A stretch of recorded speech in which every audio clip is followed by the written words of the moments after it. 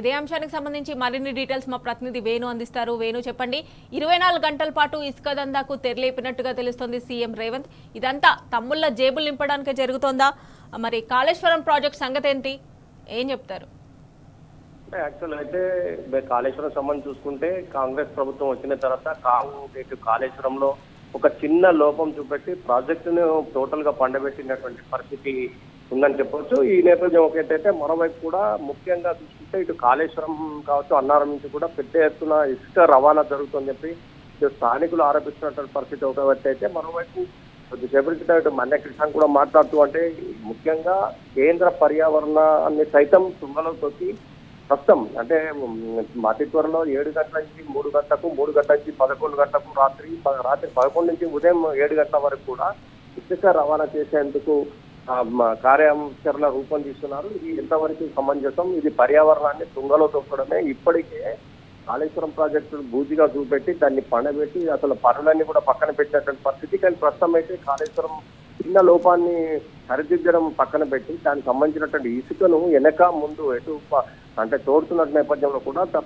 ప్రాజెక్టుకు ప్రమాదం ఏర్పడుతుందని తెలిసి కూడా వీరు తమ స్వార్థం కోసం ఈ ఇసుక రవాణా చేస్తున్నారు. ఇది ఎంతవరకు సంబంధించి యాక్చువల్ గానైతే అంటే పర్యావరణ పరిస్థితుల దృష్ట్యానైతే మాత్రం ముఖ్యంగా రాత్రిపూట మాత్రమే ఇసుక రవాణా జరగాలి. కానీ వీరు పొద్దున ఉదయం 7 గంటల నుంచి 3 గంటల వరకు, 3 గంటల నుంచి రాత్రి 11 మరియు రాత్రి 11 నుంచి ఉదయం 7 గంటల వరకు ఇవ్వాలంటూ కూడా ఒక జీవో రిలీజ్ చేశారు. ఇది ఎంతవరకు కరెక్ట్? ఇది కరెక్ట్ పద్ధతి కాదు. కేంద్ర పర్యావరణాన్ని తుంగలో తొక్కుతోంది రాష్ట్రపతి. తమ ఆమ్దాని కోసం మాత్రమే ఇలాంటి కార్యాచరణ రూపొందిస్తుంది. ఇది ఎట్టి పరిస్థితుల్లో వేణు, మీరు అన్నట్టు పర్యావరణం దృష్ట్యా చూసినట్లయితే భూగర్భ జలాలు తగ్గిపోతున్నాయి. ఇప్పటికే రైతులు నీళ్లు లేక పంటలు కూడా ఎండిపోతున్న పరిస్థితి, వాళ్ళు చాలా దీన స్థితిలో ఉన్నారు. సో ఇలాంటప్పుడు ఇలాంటివి చేయడం ఎంతవరకు కరెక్ట్ అంటారు? రైతులు ఏమంటున్నారు?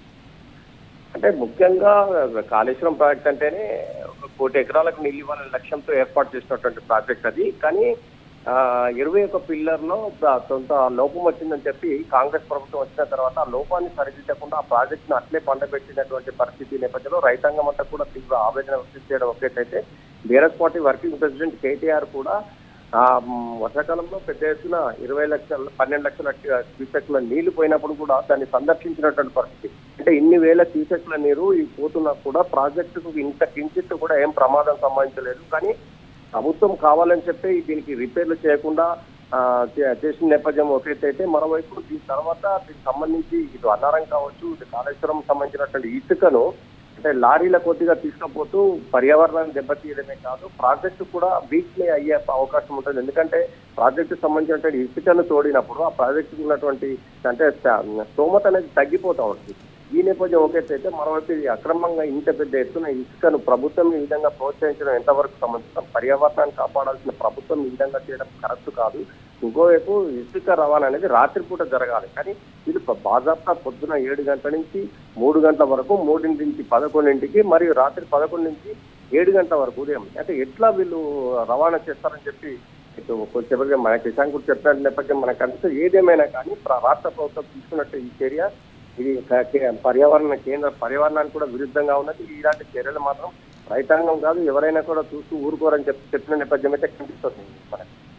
Right Venu, thanks for updates.